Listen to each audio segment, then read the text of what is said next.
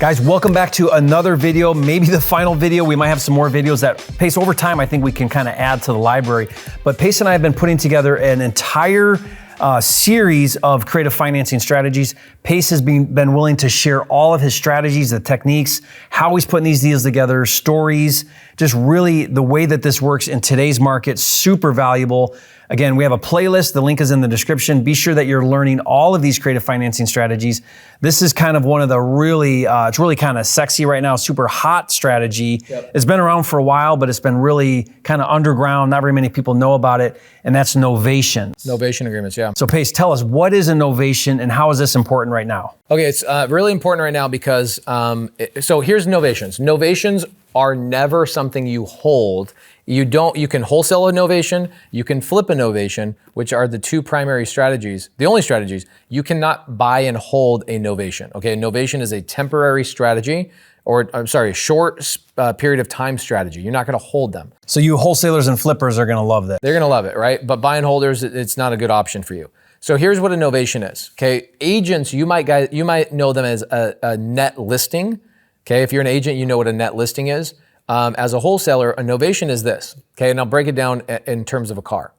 Okay, so let's say that I go on Craigslist and I see like a Honda Civic 1990, just throwing out a car that holds its value pretty good.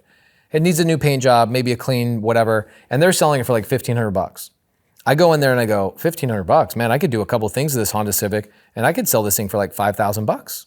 Okay, so I go to the owner of the Honda Civic and I go, hey, would you be open to me cleaning that Honda Civic up and making it really nice and selling it at a higher price and giving you the $1,500 when I find a buyer? At a later date. At a later date. That's a novation. So you take the Honda Civic, you bring it to your garage, you clean it all up, you sell it for $5,000. New tires, new this, yeah. Clean it up, maybe cost you $1,000, $2,000, so you're all into it $3,500 bucks. You take $1,500 for yourself, you pay off your expenses, and then you give the rest to the seller, and you give the seller what they need. That is a novation agreement in regular everyday life, okay? You can do this with anything you want, okay? In housing, here's why there's an advantage. If I'm a fix and flipper and somebody's gonna let me fix and flip their property without actually having to go get a hard money loan or a private money loan or whatever else, I can go flip a house without having acquisition fees, closing costs on the front end, points when I get a lender, and my payments, if any. Most of the time we acquire a novation, I don't make any payments to the seller. We just go renovate it and we put it on the market. And that's a novation agreement. Now, a lot of times you don't even need to renovate it. You can literally go to the seller and go, I can get you that number, and you don't close on it. You clean it out and you go throw it on the market. It's very similar to a wholesale deal. Wholesale. Mm-hmm. Okay, it's a wholesale deal, but you get the majority of the upside and you never had to close on it, okay?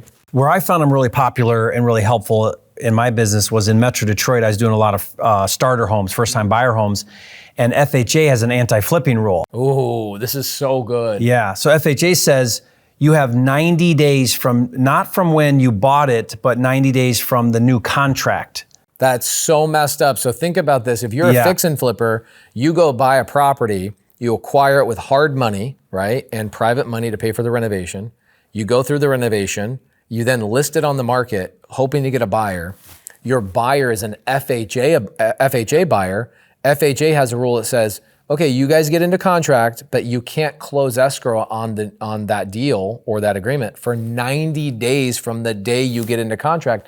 So you're hemorrhaging hard money costs, and there's a possibility that FHA buyer even falls out. Yeah, where this became a problem for me was I'd buy a property, and these are like little starter homes, right? Little 1,000 square foot brick ranchers. We call them brick ranchers. And I'd go in there with my crews, and we would knock out the rehab in 2-3 weeks and be back on the market. Well, my buyer is an FHA buyer because it's a $150,000 house. They're doing a 3%, 3.5% down loan. And now I got to wait all this time to be able to close on that buyer. And it was a major issue that was really delaying my flipping business. So this is where a novation really can come in handy, because what you're saying, we're not changing titles, so we're not triggering the FHA anti-flipping rule. Right. So creative. Yeah. You gotta love the creativity.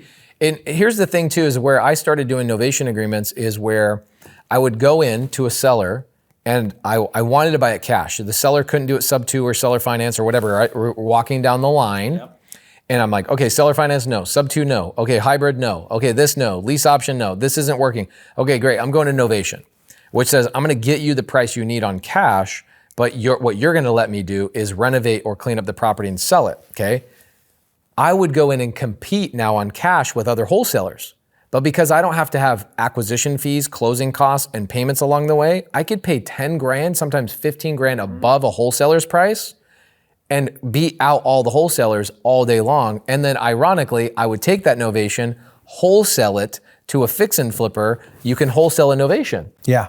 And then the fixer, you could tell the fix and flipper, you're a cash buyer, you go, funding already secured on 123 Main Street. Hit me up if interested. You're gonna get a gazillion calls. People are wait, hold on, you got funding every already flipper under the secured? sun.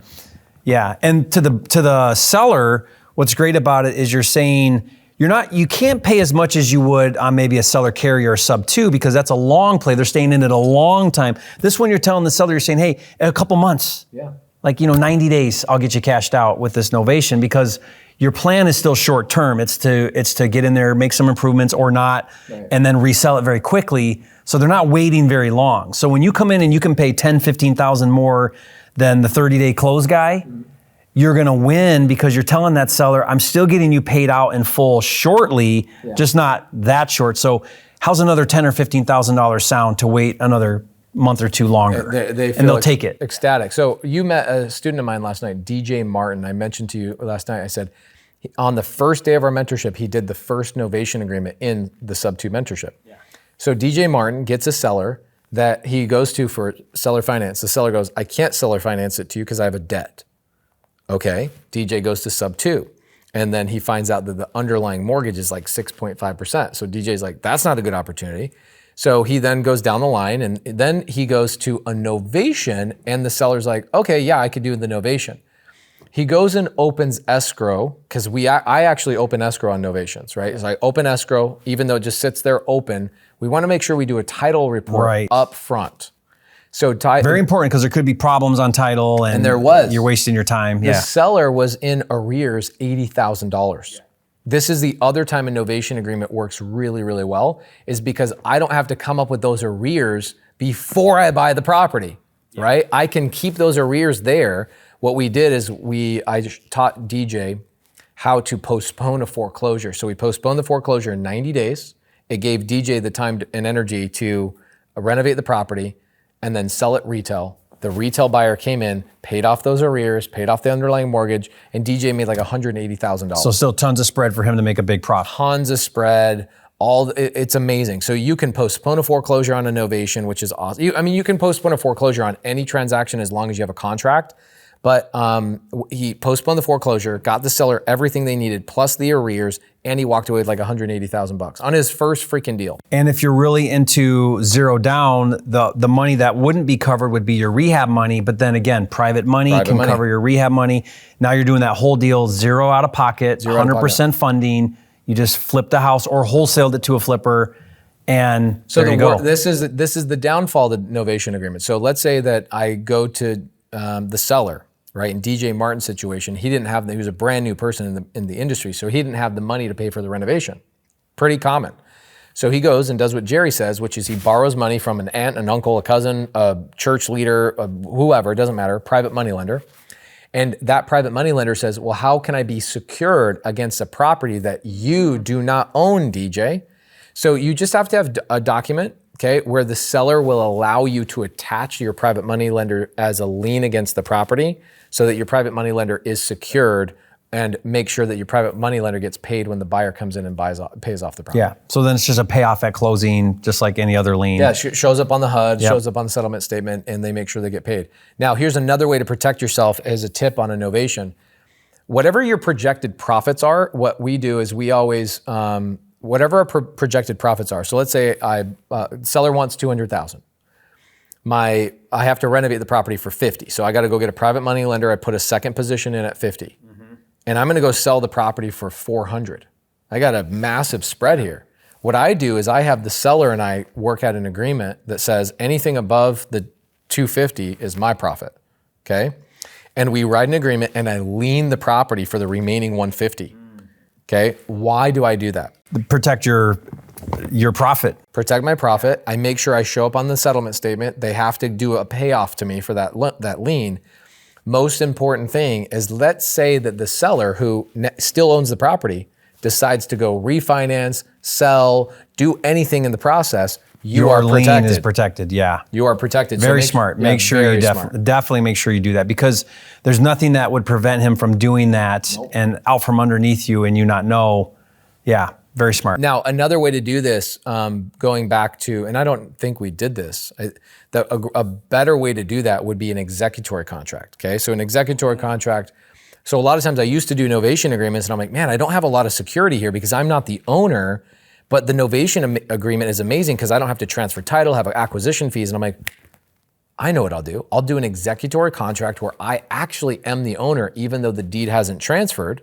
Okay, you have legal, lawful ownership of that property, even though the deed is sitting in limbo.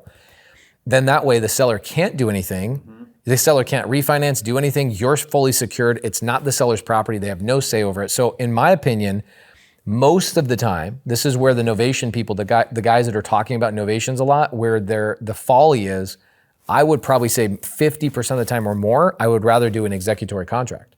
Like even on your deals in... Protected more. Yeah, you're protected more, you have more say, you have a legally binding contract that says you're the owner, it's just the deed sitting in lieu. In your situation in Detroit, on the acquisition side, when you did novations and all the hundreds of novations I did, you probably would have been better off just acquiring on an executor, like a land contract. Yeah, less risk. Less risk, you're the owner. So just thinking about this, have we done executive? No, we need to do that. We should do that. Yeah, we'll definitely do that and add Tyler's that to like, please wrap this up, bro. Guys, executory contracts are one of the most powerful acquisition strategies ever. And I think that we would be remiss and pissed off if we didn't do that. Let's do it. Let's add that to the suite of creative financing strategies. So here's my suggestion to you guys. There's so many questions that have got to be coming up from all of these strategies. What I would be doing, Jerry and I see each other twice a year, 3 times a year sometimes in person. Put the questions down below. And next time we're together, what Jerry and I can do is do like a rapid fire creative finance video where it's like, let's go through, reorganize the order of what questions we should answer. And we'll go through and do 2-minute answers on 50 different questions. Perfect. Based on these videos that you guys are watching right now. We could even do a Zoom if we needed to and do that that'd be great. Yeah, awesome. Or I could come out to Puerto Rico, stay in your freaking hotel, and we could shoot some content out there. And I'll sell you on why Puerto Rico's so amazing. I believe it. Let's do it. Okay, guys, awesome. Thank you, Pace. That was a really great way to explain the novations. Guys, again, we're gonna add this into the library. There's a playlist that's got all these videos. Be sure to check that out. Again, if I forgot to say, make sure you're following Pace. I'm gonna put his link below as well to his YouTube channel. And so really, if you really wanna learn these creative financing strategies at a whole nother level, Pace not only teaches it, but he actually does it live with his students. It's really amazing, and you'll get hands-on experience to be able to do this. So thank you again, Pace, for all you do. And guys, we'll see you on the next video.